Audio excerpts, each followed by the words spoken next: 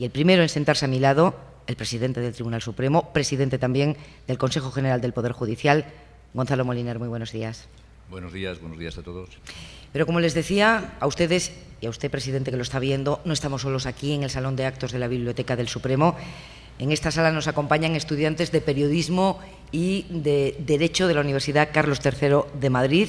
Y con ellos está Pedro Jiménez, que es el hombre de la SER en el Supremo, que esta mañana tiene el papel de ser el intermediario entre los estudiantes, o sea, el futuro, la SER y la justicia, nada menos. Mucha curiosidad. Pedro, buenos días. Buenos días, mucha curiosidad y la verdad es que se están portando muy bien. Se nota que están en una buena universidad. Universidad Carlos III, decías, la mayoría estudiantes de Derecho y de Periodismo, pero hay algunos que son también de la Universidad Rey Juan Carlos, los menos.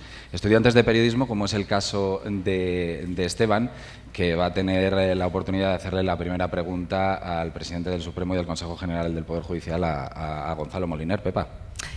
Presidente, prepárense. Esteban. Hola, buenos días. Me gustaría saber, así en términos generales, ¿qué puede hacer el Poder Judicial por esta generación que está saliendo ahora de la universidad y que no le queda ninguna esperanza? Bien, lo primero que quiero decir, antes de contestar a la pregunta, y puesto que es mi primera intervención, es que os saludo a todos. Me alegro mucho de que hayan venido estudiantes a oírnos.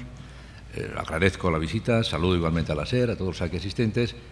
Y con independencia de esto, también saludo a todos los oyentes porque, a fin de cuentas, todos están participando en esta jornada de puertas abiertas que supone un acercamiento del Tribunal Supremo y de los ciudadanos, y esto siempre es positivo en sí mismo. Bien, ¿qué puede hacer la justicia? Pues lo único que puede hacer la justicia con los jóvenes es lo mismo que puede hacer con los mayores, es cumplir con su función constitucional, que es aplicar las normas con criterios interpretativos acomodados a los principios constitucionales y legales, y esperar que el tiempo mejore la situación y, por lo tanto, podamos todos, con esa nueva legislación, estar más satisfechos de nosotros mismos y de nuestra sociedad. Pero el Poder Judicial no es un poder estrictamente político que pueda cambiar las cosas. El Poder Judicial lo único que puede hacer es tratar de acomodar la legislación a unas situaciones reales, pero siempre partiendo de su respeto a las normas. Presidente, usted ha dicho que la crisis económica no puede paralizar las resoluciones judiciales, pero ¿y al revés? ¿Deben o pueden los tribunales parar o frenar en alguna medida las consecuencias inmediatas de la crisis? En la primera parte, lo he dicho y lo reitero, la crisis no puede parar el funcionamiento de los tribunales y en esto es un empeño y una realidad que se va a producir. O sea, que no se va a paralizar, aunque haya crisis económica, la actuación del tribunal, de ningún tribunal, al servicio de los ciudadanos. ¿Cómo pueden los tribunales parar la crisis económica? Las consecuencias. Las consecuencias de la crisis económica. Pues sí, pueden parar las consecuencias negativas de la crisis económica en tanto en cuanto esa crisis económica haya producido situaciones de abuso de derecho, situaciones delictivas, situaciones que al final hayan supuesto infracción de la ley. En este momento estamos viendo concretamente cómo estamos actuando frente a los desahucios, aplicando la doctrina del Tribunal Europeo, del Tribunal de Justicia de la Unión Europea. Y todos los tribunales estamos implicados de alguna manera en cumplir esa sentencia, que es una sentencia muy interesante para lo que en España se produce en materia de desahucios. De hecho, el próximo día 8 de mayo hay una reunión de alto nivel tratando de buscar soluciones a estos problemas. ¿Qué hay que esperar de esa reunión del 8 de mayo para tratar de unificar criterios a la hora de interpretar ese varapalo que llegó de Europa a la ley hipotecaria española? Esa reunión lo que va es analizar la problemática creada y la solución dada por el Tribunal Europeo para ver de interpretarlo de una manera uniforme. Pero indudablemente es un curso de formación, tampoco es una decisión judicial lo que va a salir de allí y por lo tanto lo que allí se diga, que seguramente habrá para todos los gustos, pues no será más que un criterio orientativo.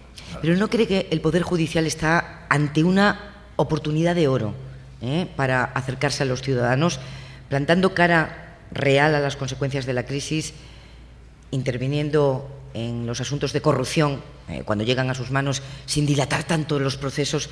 ¿No están ante una oportunidad de oro porque tienen en sus manos asuntos que tocan la piel y la vida de los ciudadanos? Durante muchos años las encuestas decían que el Poder Judicial salía mal parado en la percepción de los españoles. ¿Eso puede empezar a cambiar en este momento? Bueno, la realidad es que el Poder Judicial necesariamente tiene que estar cerca de los ciudadanos. Pero no lo percibían así los españoles, presidente. Bueno, ha habido de todo, porque también ha habido encuestas de un sentido u otro. Y además también es muy importante ver cómo se interpretan las encuestas, pero no es el momento. En cualquier caso, todos sabemos, los jueces partimos de la base de que la justicia emana del pueblo y, por lo tanto, estamos siempre conectados con esta realidad. ¿Qué puede hacer en este momento la justicia respecto de este tema? Pues, como he dicho antes, en materia de corrupción, pues seguir las pautas que establecen los criterios, bueno, los principios interpretativos de la Unión Europea y los principios constitucionales, que los tenemos y por consiguiente los tenemos que aplicar. Ahora, no va a regirse por un principio de oportunidad. No se trata de buscar una oportunidad, se trata simplemente de cumplir unas normas que, en tanto en cuanto las cumplamos de la mejor manera posible, pues posiblemente traigan como consecuencia ese acercamiento. Pero ese acercamiento no va a ser buscado, porque nosotros siempre lo que queremos y lo que debemos hacer es aplicar la norma con independencia del resultado. Yo sé que el presidente del Tribunal Supremo no rehúye los temas polémicos. El 25 de abril hay una nueva convocatoria para rodear el Congreso. ¿Qué le parece este tipo de protesta? Mire, yo soy un enamorado y he luchado toda la vida por la libertad de expresión y por la libertad de manifestación y, por lo tanto, no me importan estos actos personalmente. Sin embargo, yo con esta actitud en relación con el Parlamento no me siento nada cómodo. Y tengo que decirlo, que no puedo decir ni que bien ni mal, pero para mí me produce un poco de insatisfacción pensar que el ciudadano pueda acercarse al Parlamento con esos criterios. Me parecería mucho mejor que hubiera entre el Parlamento y la ciudadanía una mejor conexión. ¿Y qué opina de los escraches?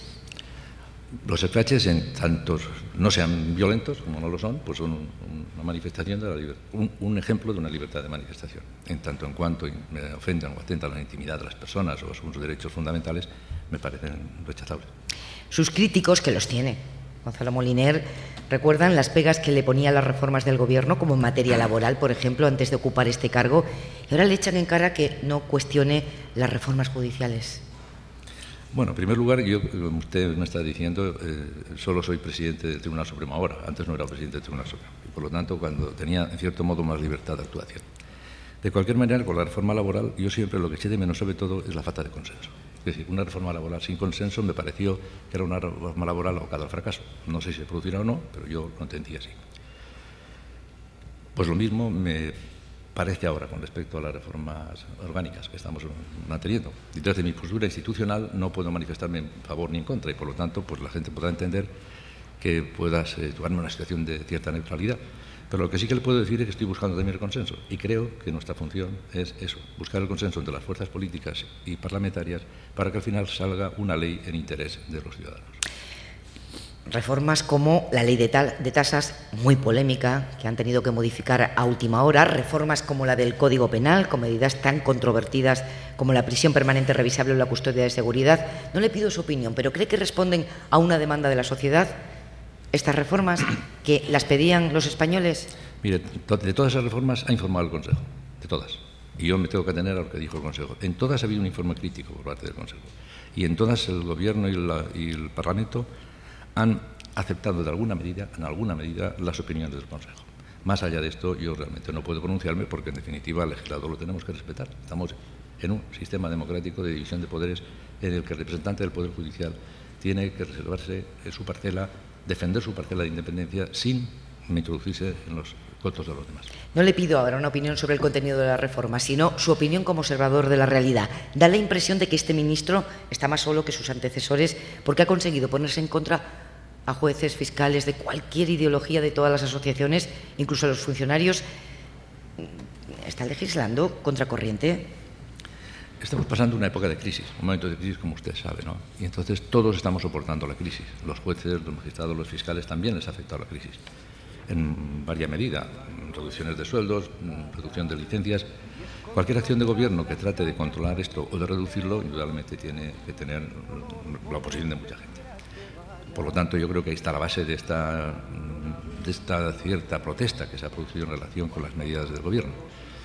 Pero yo particularmente, aunque reconozco que esta situación se ha producido, estoy, como le digo, he seguido y sigo trabajando para que se minimicen las consecuencias de estas leyes y se acomoden a lo que, a mi juicio, debía ser una posición más equitativa. La última vez que nos vimos, Gonzalo Moliner, usted tenía esperanza sobre la renovación del Consejo General del Poder Judicial. Ahora la batuta la tiene el Congreso, en su mayoría el Partido Popular. ¿Se volverá a dejar sin competencias el Consejo? qué le gusta y qué no le gusta de los cambios en el sistema de elección. El Consejo está sometido ahora a una reforma importante y es, desde luego, cierto que todas las previsiones van dirigidas a que el Consejo va a ser algo distinto de lo que fue hasta ahora. El tema de las competencias es el tema más vidrioso. ¿Qué competencias puede tener el Consejo y qué no? El texto original realmente hacía desaparecer del Consejo unas competencias reglamentarias que yo creo que debe tener. Reglamentarias en desarrollo del estatuto judicial en defensa de la independencia. Por lo tanto, y solamente las puede tener el Consejo.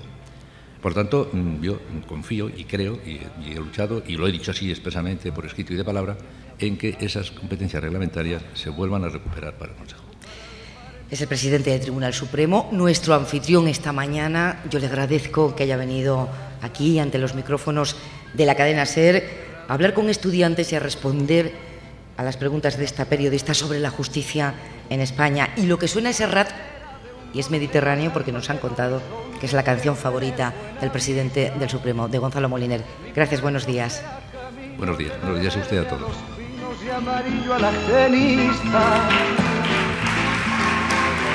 Cerca del mar, porque yo